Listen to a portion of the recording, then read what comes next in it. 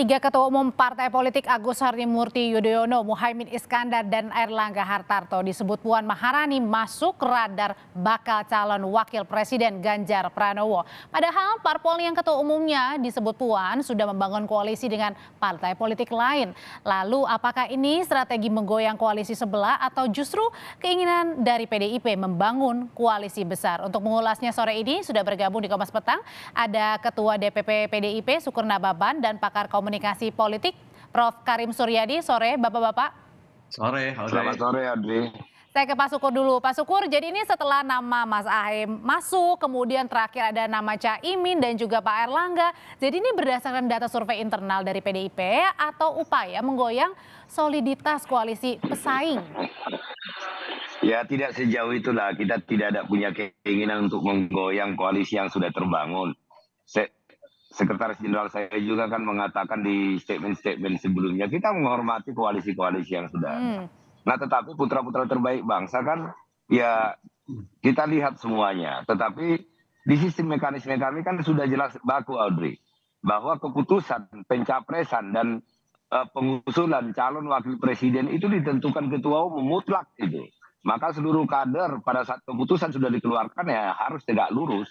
Tetapi ya misalnya Audrey juga, kalau misalnya ini kan bisa masuk dalam radar. Semua orang bisa masuk dalam radar. Kalau semua orang bisa masuk dalam radar, tapi nama ketua umum parpol yang sudah punya koalisi lain masuk radar, itu pasti kan ada alasannya ya? Alasan utamanya Pak Syukur apa sih? Ya seperti yang saya katakan tadi, masuk dalam radar kan itu sah-sah saja. Tetapi keputusan di tangan ketua umum Profesor Dr. Haji Megawati Soekarno Putri kan. Oke. Jadi mutlak. Jadi keputusan itu tidak bisa diganggu dan tidak bisa diintervensi oleh siapapun. Pada saat sama seperti keputusan untuk mencalonkan Mas Ganjar kan. Ya Ibu Mega langsung sendirian. Nah cawapres pun nanti seperti itu. Tetapi apakah nanti Ibu Ketua Umum saya akan mendiskusikan dengan berbagai elemen dan termasuk juga dengan Pak Ganjar kan tentu itu pasti akan dilakukan. Tetapi keputusan untuk siapa yang mendampingi Pak Ganjar saya yakin itu mutlak di tangan ketua umum saya. Oke, kalau beberapa nama ketua umum parpolnya disebut, ada nama Mas Ahy, Caimin dan juga Pak Airlangga, Prof. Karim yang disebutkan oleh Mbak Puan. Ini artinya apa sih yang dilihatnya, Prof? Ya, memang menjadi kebutuhan bagi PDIP untuk berkomunikasi dengan partai karena dua alasan. Yang pertama, faktanya kalau hanya mengandalkan kerjasama antara PDIP, P3, dan Perindo untuk memenangkan Ganjar Pranowo. Hanura juga udah masuk, Prof. Hanura juga udah masuk, Prof. Ya, di nama Hanura itu masih berat karena dia kurang lebih 30% gitu ya. Itu yang pertama, sehingga butuh tambahan amunisi. Yang kedua, sampai hari ini Ganjar Pranowo itu kan masih dikesani PDIP banget gitu ya. Belum go public. Nah, untuk menambah itu maka jaringannya harus diluaskan. Nah, saya yakin komunikasi antara PDIP dengan Partai Demokrat itu dalam kerangka seperti itu. Jadi serius ya? Meskipun khusus untuk Partai Demokrat dan PDIP ketika berkomunikasi ada tujuan spesifik. Yang pertama mencairkan kebekuan yang selama ini bertahan cukup lama. Mungkin satu generasi begitu ya. Sebab kalau saya lihat misalnya selama pemilu berlangsung di Indonesia, belum pernah terjadi kerjasama atau koalisi antara PDIP dengan Partai Demokrat. Nah, yang kedua, PDIP sebagai partai nasionalis terbuka, terbesar, kan tidak elok kalau misalnya terdengar membangun barikade dengan salah satu partai. Padahal secara ideologis di antara dua partai itu tidak berbeda secara diametral. Jadi bolehlah menurut saya ini merupakan revisi, koreksi kemajuan dari apa yang terjadi sebelumnya. Pernah dikatakan bahwa tidak mungkin koalisi dengan Demokrat karena DNA-nya berbeda kan gitu. Dan dalam politik itu bisa terjadi karena apa? Karena menurut saya sekali lagi di Indonesia terminologi ideologis itu kan tidak seketat yang terjadi di misalnya Amerika. Hitam putih perbedaannya. Nah, sehingga bahwa kemudian apakah ini goyang-goyang segala macam, menurut saya itu tidak menjadi tujuan utama. Bahwa kemudian kalau sampai akhirnya Demokrat Ada yang goyang gitu ya, Prof. terjadi Oke. tekanan, yaitu Berarti segitu konsekuensi kuatnya saja ya menurut pesona saya, dari ya. Partai Demokrat oleh PDIP sehingga mau memasukkan Demokrat untuk bisa bergabung tadi ya untuk memecah tadi tembok yang begitu. Bukan Saya seperti itu, tidak Audrey. yakin Bukan itu bukan motifnya Nggak, kalau nggak yakin untuk kalau Pak Syukur ya memecah, silakan. tidak yakin Ya, untuk bukan. memecah ya. Iya, Sekali lagi saya katakan bukan. tadi, dasarnya adalah kebutuhan elektoral. Oke, Bahwa untuk kemudian menaikkan elektoral. jika terjadi terpecah, itu alamiah. Kenapa? Karena saya yakin sampai hari ini belum ada blok koalisi yang benar-benar matang, ya. Jokowi dalam pidato di depan Musra juga katakan begitu, bahkan koalisi masih belum terbentuk, belum selesai. Jadi kalau saya analogikan dengan janin, umur koalisi hari ini baru sekitar 3 bulan, baru menggumpal, belum berupa, belum berjenis, masih bisa geser-geser. Kalau gitu, Jadi seperti itu kondisinya. kalau gitu Pak Syukur sebegitu seriusnya begitu sehingga juga pada saat sebelum Mbak Puan bertemu dengan Mas AHY, kemarin juga Pak Sekjen PDIP bertemu juga dengan Pak Sekjen Demokrat. Iya, kan jelas tadi. Saya tertarik satu statementnya Prof. Karim tadi yang mengatakan, ya jangan ada barikade-barikade. Kita ini kan kami, PDI Perjuangan kan tidak bisa membangun bangsa ini sendirian. Kita ini kan konsep dasar kita kan gotong royong. Maka kita harus mengajak semua elemen masyarakat.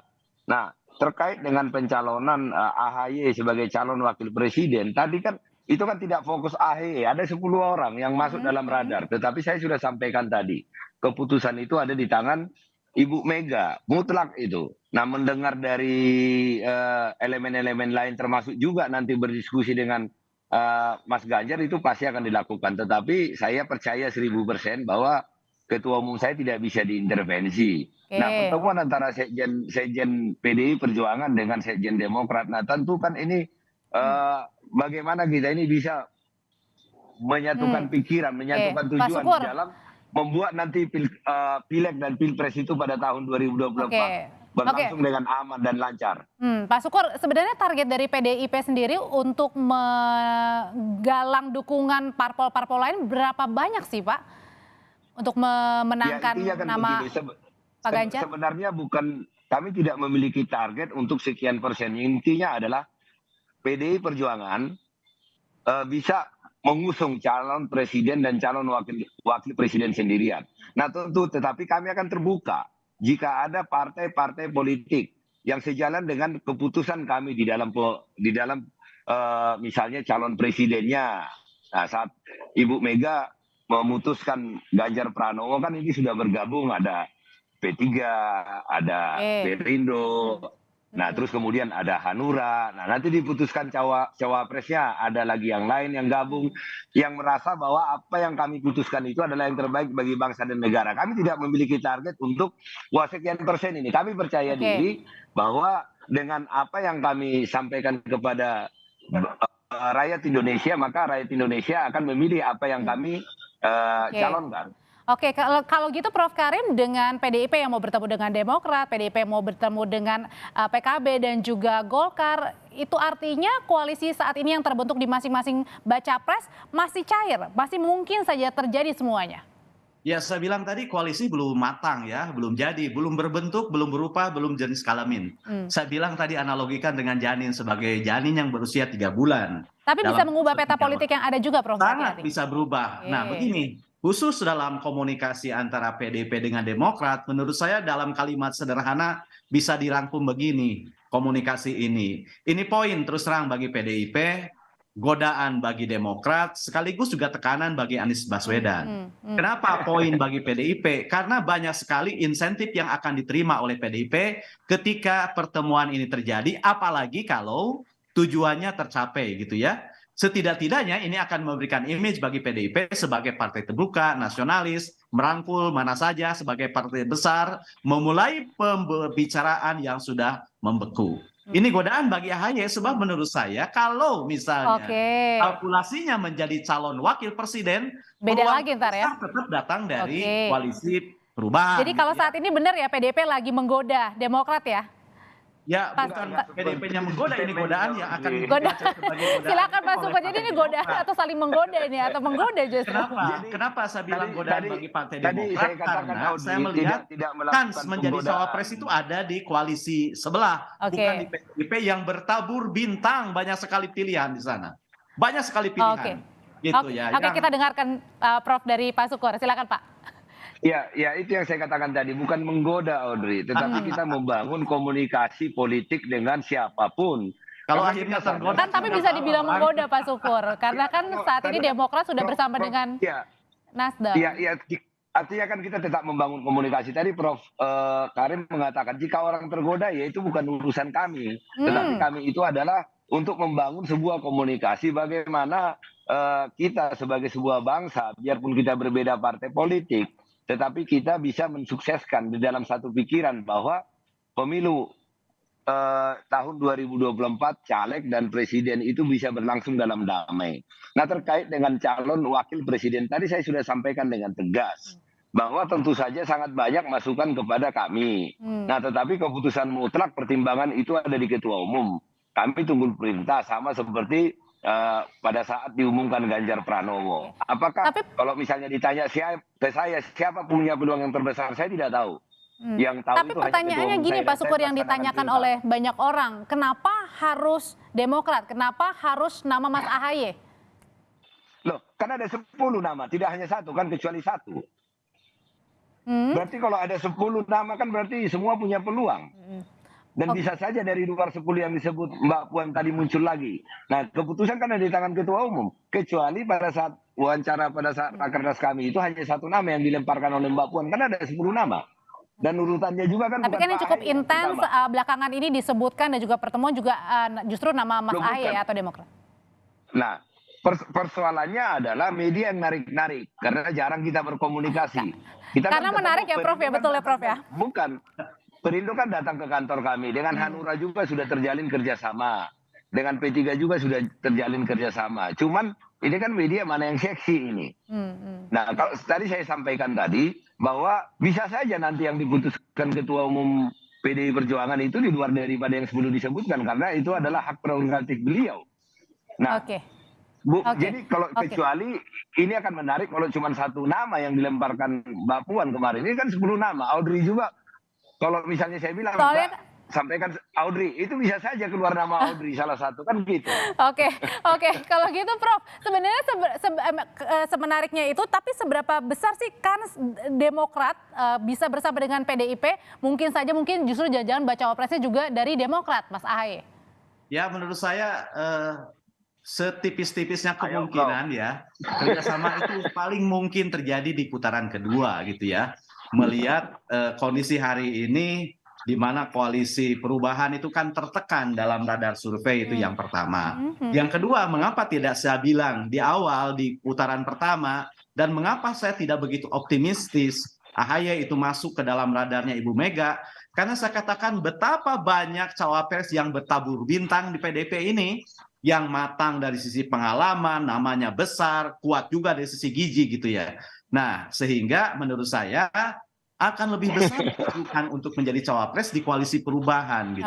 Oke. Tapi kan meskipun sekecil apapun dalam politik kan terus harus dijaga, harus digalang begitu ya. Sebab ini soal kemungkinan. Saya senang gitu ya tadi Bang Sukur menyebut ada common platform di antara para partai politik, di antara kekuatan bahwa common platform itu adalah menggerakkan mesin politik secara manusiawi, beradab gitu ya, penuh kekeluargaan dan gotong royong. Itu hal penting yang harus kita pegang dan dicatat sore ini. Dan mudah-mudahan itu menjadi landasan bagi kekuatan-kekuatan untuk menggerakkan. Oke, kalau gitu Pak Sukur, bocoran dong Pak. Kira-kira kapan Mbak Puan bertemu dengan Mas AHY? Loh, kan kemarin kan pertemuan antara Pak Hasto dengan Sekretaris Jenderal Demokrat kan sudah disampaikan. Nanti akan mengklokkan waktunya. Kebetulan saya tidak nempel dengan Mbak Puan, saya tidak nempel dengan AHY. Tapi pasti ya itu ya. Jadi, pertemuannya ya? Belum tentu juga. Belum tentu juga. Oke, kalau belum tentu Mbak Puan bertemu. Bukan maksud saya kalau tidak klop. waktunya kan nggak bisa ketemu. Oh, yang Tapi penting kalau klop pas dulu klop ya. waktunya, iya. Jadi Oke. kalau misalnya Audrey nanya ke saya, pasti nggak ketemu bang. Saya bilang ya nggak tahu saya. Ya kalau pas klop waktunya ketemu, tapi kalau tidak pas klop waktunya, misalnya saya janjian dengan kamu Audrey, ya nggak klop waktu kita nggak ketemu-ketemu. Oke, oke kalau gitu kalau masih ditunggu pertemuan antara Mbak Puan dan juga Mas Ahaye, ataukah mungkin Prof Karim justru yang harus bertemu duluan adalah Ibu Mega dengan Pak SBY untuk Itu agak mencairkan? kurang relevan ya dalam konteks ini. Oke. Ya, jadi menyambung pertanyaan tadi, mengapa yang dibidik itu AHY, mengapa Muhaimin Iskandar, mengapa Erlangga? Karena kan yang ingin ditarik bukan personalitinya, bukan person AHY-nya, bukan seorangnya, tapi bagaimana tarikan itu membawa juga gerbong elektoral. Dan kita tahu AHY adalah ikonnya Demokrat saat ini, gitu ya. Itu sama halnya dengan Erlangga dengan dan juga yang lain. Jadi menurut saya efek elektoral yang dikejar. Gimana? Pak Terakhir Pas. Mahfud juga kan disebut juga itu kan, Prof. Oke, Pak baik. Mahfud, Dan karena ada Pak 10 nama Erik, ya dari Mbak Puan ya. Iya. Baik. Ya itu yang saya Jadi bilang, kita bertabur tidak- bintang Oke. cawapres di sana, Iya. Bang. Baik. Kita tidak hanya bicara partai politik ya, kita bicara figur. Baik. Nah, tentu saja itu yang saya Oke, katakan. baik, Ibu terima Mega kasih. lebih paham lah figurnya. Terima kasih Pak Sukurna Baban, terima kasih Prof Karim Suryadi sudah bergabung di Kompas Petang sore hari ini. Kita ketemu lagi di lain kesempatan.